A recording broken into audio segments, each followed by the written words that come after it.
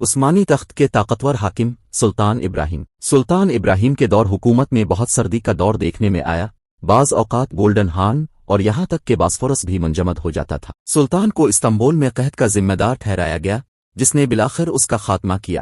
ابراہیم 1640 میں ایک 25 سال کی عمر میں تخت نشین ہوئے، ایک ایسے وقت میں جب اناطولیہ میں بغاوتوں اور استنبول میں فوجی بغاوتوں پر دہشت اب بھی برقرار ہے۔ وہ 18 عثمانی سلطان اور 83 خلیفہ تھے۔ یہ افواہیں درست نہیں ہیں کہ سلطان مراد چہارم نے اپنے بھائی ابراہیم کو آخری دنوں میں پھانسی دینے کا حکم دیا تھا۔ اس کے برعکس مراد نے اپنی موت سے پہلے اپنے بھائی کو تلاش کیا، اسے لوگوں کی حفاظت کی ذمہ داری سونپی اور اصلاح کی۔ جب سلطان مراد چہارم کی موت کی خبر ان تک پہنچائی گئی تو ابراہیم اس خبر پر یقین نہیں کرنا چاہتے تھے۔ اس بات پر یقین رکھتے ہوئے کہ اس کا بھائی اس کا امتحان لے رہا ہے، اس نے کہا، خدا ہمارے سلطان کو طویل حکمرانی عطا کرے، ہمیں سلطنت کی ضرورت نہیں ہے۔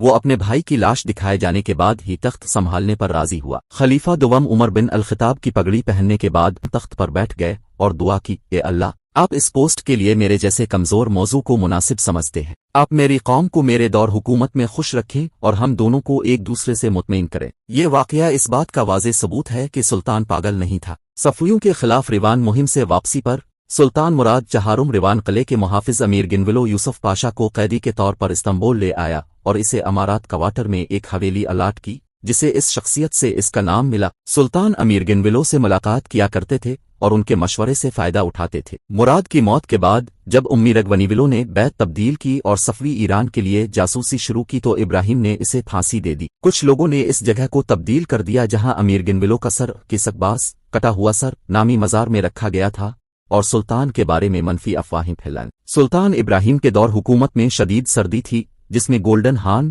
اور یہاں تک کہ باسفورس بھی منجمد ہو گئے تھے۔ سردی کی وجہ سے کھال کی مانگ میں اضافہ ہوا۔ سلطان نے محل کی خواتین، یہاں تک کہ ان کی والدہ ماپیکر ولید سلطان ملکہ والدہ کو ریاستی امور میں حصہ لینے کی اجازت نہیں دی۔ یہی وجہ تھی کہ اس نے اپنی والدہ اور بہنوں سمیت محل کی خواتین کو جلاوطنی میں بھیج دیا۔ جیسا کہ ہم ان کے کچھ خطوط سے جانتے ہیں، سلطان ابراہیم شدید سردرد میں مبتلا تھے، اس طرح انہیں اعصابی دورے پڑتے تھے۔ ان کے دل کی دھڑکن بھی شدید تھی، ممکنہ طور پر اس کے دماغ میں ٹیومر تھا جس کی وجہ سے وہ ہر وقت پرجوش اور پریشان محسوس کرتا تھا۔ اس کے علاوہ اسے بچوں کا باپ بننے میں دشواری کا سامنا کرنا پڑا۔ بچے کے بغیر اس کی موت خاندان کا خاتمہ ہوتا۔ سلطان کو اس وقت کچھ راحت ملی جب قضا سپر چیف جج حسین آفندی افسران بولو، جو استنبول میں اپنی مؤثر نمازوں کے لیے مشہور تھے، نے ان کو قرآن کی تلاوت کی اور ان کے لیے دعا کی۔ حسین آفندی، جس نے اس واقعے کی وجہ سے بہت تعریف حاصل کی اور مقبولیت حاصل کی، ایک روحانیت پسند ہوجا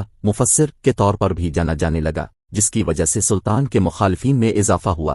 آخر میں سلطان کا ایک لڑکا پیدا ہوا اور محمد نامی اس شہزادے کے ذریعے یہ خاندان جاری رہا۔ سلطان ابراہیم نے کہا کہ جب عثمانی خاندان ان سے جاری رہا تو میں خدا کا شکر ادا کرتا ہوں کہ میں اس خاندان کا سربراہ بن گیا۔ سلطنت عثمانیہ کی اگلی تمام نسلیں سلطان ابراہیم کی اولاد۔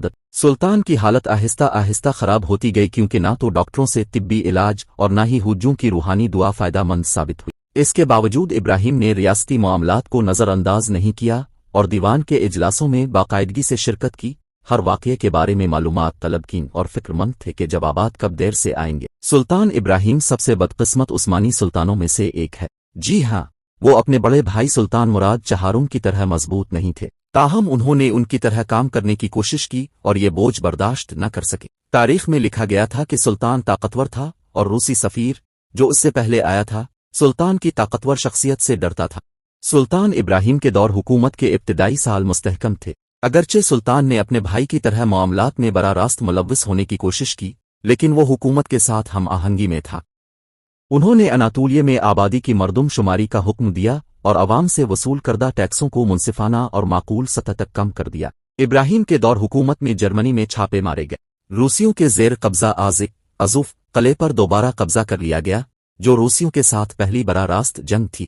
ابراہیم نے ایک روسی شہزادے کے تخت کا دعویٰ کرنے کی حمایت کی، جس کے بدلے میں اس نے سابقہ ترک مسلم علاقوں قازان اور استراخان کو کریمین خانیت کو واپس کرنے کا وعدہ کیا۔ اس سے ظاہر ہوتا ہے کہ سلطان نے دنیا کے مسلمانوں کی حفاظت کے لیے ریاست کی پالیسی پر عمل کیا۔ وینس سے کریٹ کی فتح اس کے دور حکومت میں شروع ہوئی تھی۔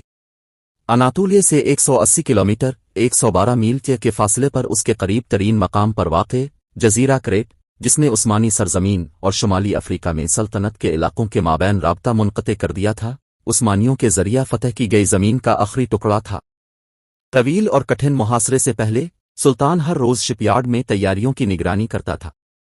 اس سے پتہ چلتا ہے کہ سلطان اچھی طرح جانتا تھا کہ چیزوں کی پیروی کیسے کی جاتی ہے۔ سال 1644 میں اسکندریہ جانے والے 10 مسافر جہازوں کے ایک نجی بیڑے پر مالٹا میں واقع سینٹ جین کے آرڈر آف دی نائٹس نے حملہ کیا۔ کچھ مسافروں کو شہید کر دیا گیا جبکہ دیگر کو یرغمال بنا لیا گیا۔ جہازوں پر قیدیوں اور سامان کو کریٹ لایا گیا اور فروخت کیا گیا۔ معاہدوں کی خلاف ورزی کرتے ہوئے وینس نے ان لین دین پر ٹیکس عائد کر دیا۔ اس پر سلطان نے اپنے وقت کے بہترین سپاہی سمجھے جانے والے گرینڈ ایڈمرل یوسف پاشا کی قیادت میں وینس کے خلاف جنگ کا اعلان کیا۔ چنا اور بعد میں ریتھیمنو کو فتح کیا گیا۔ اگرچہ کینڈیا موجودہ ہیراکلیون کو محاصرے میں رکھا گیا تھا جب سلطان ابراہیم کو تخت سے ہٹایا گیا تھا، لیکن اس کی فتح میں تاخیر ہوئی تھی۔ سلطان، جن کی صحت پہلے سے ہی خراب تھی، 2 قیمتی افراد گرینڈ وزیر کیمانکیس مصطفیٰ پاشا اور شیخ الاسلام آفندی کی موت کے بعد تنہا رہ گئے تھے۔ یہ بھی مصطفیٰ پاشا کا نتیجہ تھا جس نے لوگوں کو ان کے عہدوں اور سلطان کے قافلے سے دور کر دیا کیونکہ وہ انہیں حریف سمجھتے تھے۔ ناانصافی کے خلاف سلطان کی عدم رواداری اور اپنے جذبات کو خفیہ رکھنے میں اس کی نااہلی نے اس کے حامیوں کو کم کر دیا اور انہیں بھگا دیا۔ ان کے آخری گرینڈ وزیر حضرپاری احمد پاشا نے خارجہ امور کے بارے میں سلطان سے جھوٹ بولنے سے دریغ نہیں کیا۔ اس طرح سلطان کے پاس اس قافلے میں ایک بھی مفید رو نہیں تھی۔ چاپلوسی اور منافقین سلطان کے انجام کو پہنچا رہے تھے۔ جیسے ہی کریٹ کی فتح جاری رہی اور وینس کی بحریہ ایجین میں گھومتی رہی، استنبول پر شدید سردی چھا گئی۔ چونکہ گولڈن ہارن اور باسفورس منجمد ہو گئے تھے، لہذا دارالحکومت میں رسد لانے والے جہاز لنگر انداز نہیں ہو سکے، جس کی وجہ سے قیمتوں میں اضافہ ہوا۔ ایک ناراض عوام نے اس پیش رفت کی وجہ سلطان کی بدسلوکی کو قرار دیا، جبکہ گورنروں کی بار بار تبدیلی اوہے کی وجہ سے دیہی علاقوں میں بدامنی پھیل گئی اور بغاوتیں شروع ہو گئی۔ جب نصرت پازادے بغاوت کے دوران باغی اسکودار پہنچے تو سلطان خود باغیوں کے خلاف کھڑے ہونے کے لیے اسکودر پہنچ گیا، جو بعد میں فرار ہو گئے۔ جنسری اغاث کا عظیم وزیر سے اختلاف ہو گیا اور پھر سلطان کو تخت سے ہٹانے کا فیصلہ کیا۔ انہوں نے فاتح مسجد میں اجتماع کیا اور مطالبہ کیا کہ عظیم وزیر اپنی روایت کے مطابق حاضر ہوں۔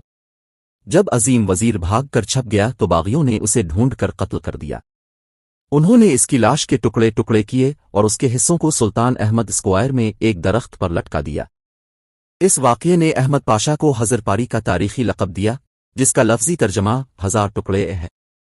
باغیوں نے توپکاپی محل پر مارچ کیا اور سلطان کو ایک غیر معمولی دیوان اجلاس کے لیے بلایا۔ جب سلطان نے انکار کیا تو علماء کے کچھ ارکان اسلامی علم کے ترجمان سلطان کے سامنے پیش ہوئے اور انہیں ان کی برطرفی کی اطلاع دی۔ وفد کی قیادت کرنے والے کارالیبی زادے نے سلطان کی شدید توہین کی، جس نے بدلے میں اس پر غداری اور بغاوت کا الزام عائد کیا۔ اس دوران باغیوں نے محل پر دھاوا بول دیا اور سلطان اور اس کے 2 نائبین کو ایک کمرے میں قید کر لیا۔ ایک غیر معمولی واقعہ میں کمرے کی کھڑکی کو بند کر دیا گیا اور اس کے تالے میں سیسا ڈال دیا گیا، جس سے ایک خلا اتنا چوڑا رہ گیا کہ صرف ایک چھوٹا سا برتن گزر سکتا تھا۔ تقریباً ایسا لگتا تھا جیسے سلطان کو زندہ دفن کر دیا گیا ہو۔ اگلے دن بغاوت میں حصہ نہ لینے والے گھڑ سواروں نے صورتحال کے بارے میں سنا اور سلطان کی حکمرانی کو بحال کرنے کے لیے آگے بڑھے، جس سے باغیوں کو سلطان کے غضب اور انتقام کا خوف لاحق ہو گیا۔ سلطان کو پھانسی دینے کا فتویٰ شیخ الاسلام عبد الرحیم آفندی سے حاصل کیا گیا تھا۔ عظیم وزیر شیخ الاسلام اور جنسری آغا سلطان کی کوٹری میں پہنچے، اور جب وہ وہاں پہنچے تو وہ قرآن کی تلاوت کر رہے تھے۔ جب انہوں نے یہ فتویٰ سنا تو پوچھا کہ اس کتاب میں مذکور کس بنیاد پر آپ مجھے قتل کر رہے ہیں؟ یہاں تک کہ کارا علی نامی جلاد، جسے نعیمہ نے چہرے پر روشنی کی ایک کرن کے بغیر ایک شخص کے طور پر بیان کیا تھا، صورتحال کو برداشت نہیں کر سکا اور بھاگنے کی کوشش کی، لیکن جانشین آغا نے اسے ایسا کرنے سے روک دیا۔ 33 سالہ سلطان کی چیخ و پکار کو نظر انداز کر دیا گیا اور محل کے روتے ہوئے لوگوں کے سامنے اسے گلا گھونٹ کر قتل کر دیا گیا۔ وہ اپنے بڑے بھائی سلطان عثمان دوم کے بعد تخت سے ہٹانے اور قتل ہونے والے دوسرے عثمانی سلطان تھے۔ سلطان ابراہیم کو سنہ 1648 میں آیا صوفیہ گرینڈ مسجد کے صحن میں اپنے بدقسمت چچا سلطان مصطفیٰ اول کے بغل میں نظر بند کیا گیا تھا۔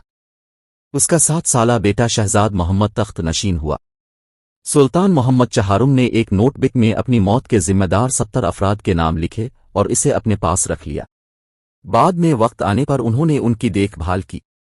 इब्राहिम के 6 बेटों में से मोहम्मद, सुलेमान और अहमद मुसलसल हाकिम बन गए।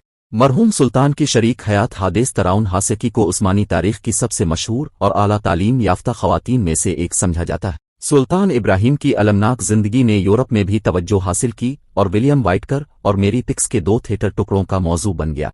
सुल्तान इब्राहिम की जानिब से तोपकापी महल के मैदान में तामीर करदा एक असल गेज़बो इफ्तारी क्यूसिक तुर्की के तांबे के फ़नून के शाहकारों में से एक है। सुल्तान इब्राहिम को सखी और रहम दिल करार दिया जाता है। उन्होंने गरीबों को बहुत कुछ दिया। उन्होंने इस बात को यकीनी बनाने पर तवज्जो दी कि खजाने की आमदनी बाकायदगी से जमा की जाए, मुनासिब तरीके से खर्च की जाए और उजरतों की अदायगी बगैर किसी ताख़ीर के की जाए। वो खुफिया तौर पर शहर में घूमता था और मौके पर लोगों की ज़रूरियात की निगरानी करता था। सुल्तान के लिखे हुए और अजीम वजीर को मुखातिब करते हुए एक मशहूर फरमान कहता है, अब मेरे लाला, मेरे बड़े वजीर, जब मैं शहर का दौरा कर रहा था तो मैंने देखा कि लोग बेकरी के सामने रोटी खरीदने का इंतजार कर रहे हैं। मैं अपनी रियाया में से किसी को भी रोटी खरीदने के लिए एक लम्हे का इंतजार करने की इजाजत नहीं देता। इस मसले को अच्छी तरह से हल करे, वरना मैं तुम्हारा सर काट दूंगा। सुल्तान ने इस्लामी कानून पर एक कीमती किताब मोल्टेका का तुर्की जबान में तर्जमा करने का हुक्म दिया। मीविक वफात इनामी ये किताब आने वाली 4 सदियों तक उस्मानी अदालतों में नीम सरकारी ज़ाब्ता अखलाक बन गई।